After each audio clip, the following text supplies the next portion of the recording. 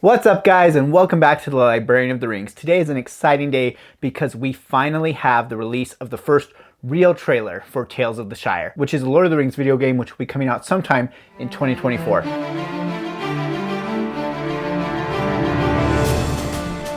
I've already watched the trailer a couple of times with my girls. My oldest, who is 6, just read The Hobbit with me. She's very excited about this game. So I've already watched it a couple of times with them so that they can see what's going on. But we're going to go through and we're going to break it down right now. If you look here on the screen, I am looking at the Private Division website. Now, Private Division is the publisher of the game, but Weta Workshop are the actual developers of the game. So the same people that did the props and scenes and that kind of thing for the Lord of the Rings movies, that same studio. But this is their game studio, and this is really the first game that they have released, and so it's kind of a big deal for them, and it's going to be very interesting for us as fans to see how this pans out. And I just want to say I'm pretty excited already after watching it a couple times, but we'll go through, we'll break it down, but I want you to look at this website with me because there's a lot of info just on the website itself. First off, we now have the platforms. So there's Steam, there's Nintendo Switch, which is the one I'm excited about. There's PS5 and there's Xbox. So the only one that you can't wish list it on is Nintendo Switch, but Nintendo doesn't quite do the same wish list things that others do. So I don't know if that means it will be released later. That's what happened with Hogwarts Legacy last year, is those of us who are Switch players didn't get it for months and months after the rest of you did. Hopefully this game, not being quite as intensive, will have a similar release time for the Nintendo Switch so that those of us who are Switch players can share it along with all of the rest of you. So we can see that the rating is still pending. So that is pretty normal. Now, the things that change ratings are things like combats, drug usage. Now, in my video talking about this game before, I said we have to see what they're going to do with smoking. Smoking is a huge part of Hobbit culture, which they need to figure out what they're going to do with. Maybe they'll just ignore it, or maybe they'll actually introduce it into the game. We didn't know. As far as I can see so far, it doesn't look like they are, and that's the big thing that could affect the rating, I think. It doesn't look like there's really any combat in this game, and so this game's probably going to come out as an E or an E10+. As we scroll down here, we get to the screenshots and videos. This is where we'll watch the video, but if we scroll down, we're actually going to see some of the major parts here. So this tells us that we are going to play as a hobbit. It's going to be customizable, so very much a life sim type game is what it's looking like here. You're going to get your own hobbit home and turn it into a cozy space. It says it's grid-free placement, so basically you'll be able to put things wherever you want. A lot of these games have grids that you're kind of tied to as you're placing it, but this is going to be a very fluid building experience. This is where we first find out that we're going to be in Bywater, and that seems to be a major kind of plot line of the actual story elements to this, is that we will be in Bywater, which we'll learn as we scroll down doesn't yet have village status. It's called a homestead, so that gives it kind of a more rustic feel than maybe in one of the towns, and that might be our first indication of what time period this is taking place in. It might be taking place prior to at least Bilbo's adventure, because it seems like things are maybe not as developed. Then we get right into food. Now, when my daughter was watching this trailer, she said, oh, of course they're going to have cooking. Really, her only experience with Tolkien's world is The Hobbit so far, but she knows how much hobbits love food. And so she was just waiting for that, and she knew that that was going to be coming. You're going to be able to stock your pantry. You're going to be fishing, gardening, foraging. So sounds like a lot of fishing and gathering, which is probably why we're by Bywater, so that we can also have the fishing element to this, but also there's going to be some gardening to it. So probably not a full-on farming sim, which I'm glad about. I didn't want it to be a full farming sim, and I don't know that there would be a good way to do that without introducing pipeweed, since that's one of the Hobbit's main crops. But this does seem like it's going to have several different elements of ways of finding foodstuffs and then cooking them, and then you're actually going to be able to hold gatherings, get-togethers, parties, have your Hobbit friends over, and so that's going to help with the relationship building. So this is the first mention we're getting here of relationship building, and then there's an exploration element. It's talking about exploring Bywater, secret glades, lost treasures of the Shire. So definitely this is not just going to be like a resource management thing. You're going to be wandering around the Shire and actually finding stuff. And it does say there's going to be a story. You'll get rewards through story progression, meet iconic characters. Now, I don't know what that means. In the trailer, we'll see this. There's a snapshot that looks like maybe it's Gandalf, which tells us it's, of course, prior to the end of The Lord of the Rings for sure. But probably even at least before Frodo's adventure, if not before Bilbo's. There's going to be some progression here. So it says you're going to be making trades, upgrading skills, clothes, home, and more. And you can even join club missions. So there's going to be a multiplayer aspect to this, which was not something I was expecting really. So club missions, without there being combat, I don't really know what that will mean. I don't know if that'll be gathering a certain amount of mushrooms in a certain amount of time or something like that, but we'll have to find out. And then it talks about gaining official village status for Bywater. So this is a kind of a common thing, particularly this is looking a lot like Animal Crossing. One of my all-time favorite games is Animal Crossing. And in Animal Crossing, you always have to kind of progress your village or your island or whatever it is you're living in and try and build it up. And so that's kind of the route they're taking here. Bywater doesn't have village status yet. It's just kind of a little suburb of Hobbiton or something like that. And so it needs to get its village status by being built up. So that's going to be the driving force behind you trying to progress in probably some building and civic elements in this. Then there's these game details at the bottom. It talks about having familiar faces. So I would expect at least Gandalf, probably Bilbo, maybe a young Bilbo. We'll have to see. You're going to create your own hobbit, so there's going to be character customization for sure. You're going to help the town flourish, fish at the pond, forage wild fruits and herbs, trade with townsfolk. Okay, so herbs is kind of the first mention that might come even close to pipeweed, but that tends to be a cultivated crop in the Shire, not something that is foraged for. So I really think that pipeweed is being left out entirely, that there won't be any smoking in this game, which it's fine. It's just definitely a choice that they're making to leave out that part of Hobbit culture. But honestly, since a lot of kids are going to play this game, I think that that is the right choice. We don't want to be promoting smoking as something that is appropriate. And it's something that I always have to talk with my girls about when we are reading The Hobbit. It's just like, oh, like smoking is not something we do. That's not healthy, but they did it a lot back in olden times. So this is looking really cool. Let's go ahead and watch the trailer. Let's see what we can break down here. I think it'll show a lot of the elements that we've already seen. I'll full screen this and play it. I'll pause it as we go along here.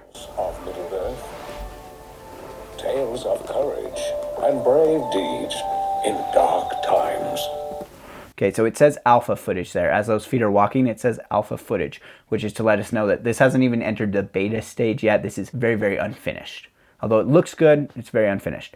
Now, it's leading us in here, telling us, you know, that there are these tales of dark times. But that is not our story. And then immediately, it looks kind of scary, but then it leads into this cozy hobbit whole thing and tells us that that's not our story. That's not the story that we're having here. We're not going to be in peril, dark times, nothing like that. For this is one of new beginnings. Okay, so we're seeing the book here. They have loved showing this book in the materials that they've released so far, which has not been very much above a few seconds, but this book seems to be an important role. They're really leaning into this tales, this story element of it. This book's really cool. It's got lots of different things that I assume are real concept art for the game in it, and just kind of a nice environment. If you watch Nerd of the Rings video that he did when he was at Weta Workshop, they talk about creating this page flipping effect and how hard it was. So make sure you check that out if you want to hear them talk a little bit about that. Okay, so what's been interesting to me from the beginning when they started releasing just little clips of this is the emphasis on water. Water is really not something that hobbits like to be around very often at all. And so the emphasis that they're putting on water here is interesting. Of course, they're choosing Bywater as the setting. I thought maybe they would choose Buckleberry, Brandywine area, but they've chosen Bywater so that it's close to Hobbiton, but they're still going to be able to bring in these water elements.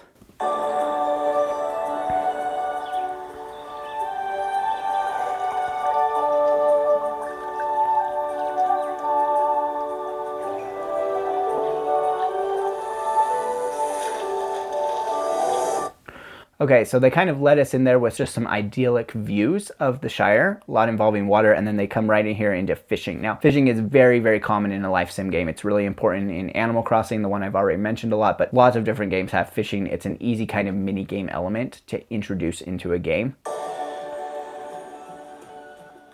Okay, so then we have forage friendships. That's kind of cueing us in on these 2 points that there's going to be this gathering element and also this relationship element to it. Common again in life sims, that's something that happens. In Animal Crossing, you're basically always foraging for stuff, getting stuff out of trees, that kind of thing, and then building up relationships with your neighbors.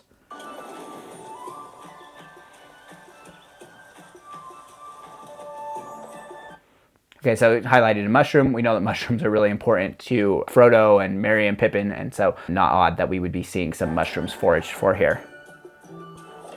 Okay, now back there we saw a shop. Let me just see if I can back this up here. We're definitely seeing like some stalls here. And then we see the interior of maybe a shop or maybe a pantry. So she might be organizing her pantry or she might be in a shop. I'm not sure. But there's definitely going to be shop and trading elements to this. And then you see the chopping and the skillet cooking here. So cooking elements. This is where my daughter was like, of course, there's going to be cooking. And then we saw there a dinner party, a little feast with some hobbits. That's where you're going to probably be inviting them over. And for each time you do that, you'll be able to build stronger relationships with them, which will probably lead to unlocking different abilities or different cutscenes or something like that. Okay, now we get to the decorate your home part. This is one that a lot of people like. Animal Crossing actually kind of broke this off into its own series of games, the Happy Home Academy. And so a lot of people like the home decoration. It's not my favorite part of the whole thing, but maybe I'll like it in a Hobbit world.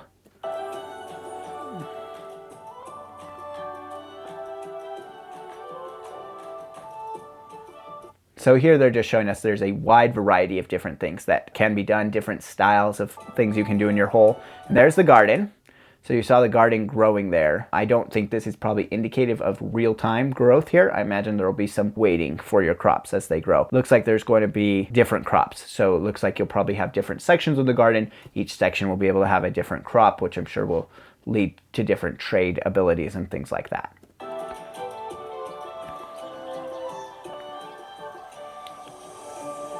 Looks like that garden is expandable, so it looks like she has more plots and carrying the water around. Looks like you'll have to cultivate it.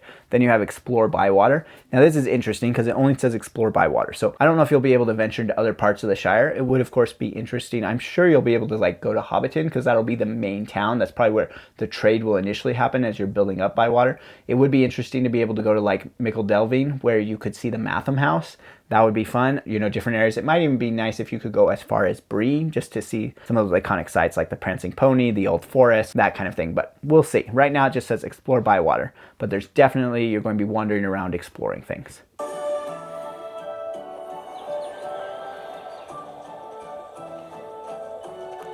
That shot there just showed us like changing seasons. So there'll probably be a seasonal element to this game. I wonder if you'll be able to harvest all year round or if you'll only be able to harvest at certain times of year, which would definitely be interesting. Animal Crossing, which is kind of my point of reference here. That's the one I've played most recently and played the most of. The seasons change, but what you can do in those seasons, except for like festival things, those don't really change. Oh, speaking of festivals, here we go. And this is the shot of someone who looks like Gandalf. Here, so maybe we'll be able to get some fireworks. You can also see some livestock in this shot, a cow and a sheep and chickens, duck. So there might be a livestock element to this game. Be interesting if they had a pet element to this game. I don't know. A lot of those do. I played one called Yonder that was in a similar vein to this, and that one involved a lot of working with animals. With that picture of Gandalf, that kind of sets us up, like I said before, that this is going to take place before the beginning of the Fourth Age.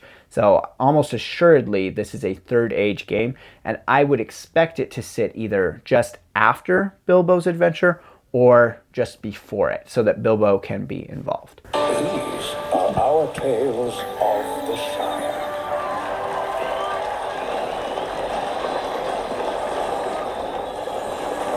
Okay, and then it comes up and says, welcome home, Hobbit. Obviously, they want you to feel like you're a Hobbit and feel very cozy in this game. Hobbits really are amazing creatures. Now that, of course, is a Gandalf quote to say hobbits really are amazing creatures. Okay, now it says wishlist now, coming 2024. So no new dates for us, nothing more than 2024. So coming out sometime. This is the graphic we've seen before. And it's interesting, they always call it the Lord of the Rings game, which just doesn't flow off the tongue very well, the Lord of the Rings game, but I guess they have to because the is in the title of the Lord of the Rings, so they have to say the Lord of the Rings game. Okay, drop out of here. That's pretty much it. We can look at screenshots here. There's a cow with a shop watering plants. There's a scarecrow, so you might be able to upgrade your gardens in some way that will help. I wonder if there will be any kind of a pest or a bird problem with your gardens, or if the scarecrow is just for decoration. Hobbit hole. Cooking, looks like there's all kinds of different foods you can make, so expect the cooking to be a major element and not kind of as rudimentary as some of these other games. It'll be a lot more involved than, say, Breath of the Wild, where you just kind of shake your pot. I expect there to be a lot more mini-game elements to cooking here. Home decorating, more, and then that takes us back to the beginning. A lot of different things here. Let's just pop over to the key features tab. Oh, that just pulls us down to where we were. So we've already seen everything there is to see so far. So I'm really excited about this game. Like I said, I'm a huge fan of Animal Crossing. So to have a game set in the Shire that plays like Animal Crossing is kind of like a dream come true for me. But now I want to hear from you. What did you get out of this trailer? What are you expecting from this game? Are you excited about it? And what kind of content would you like to see from me about this game? Until next time, farewell wherever you fare. May your ears receive you at your journey's end.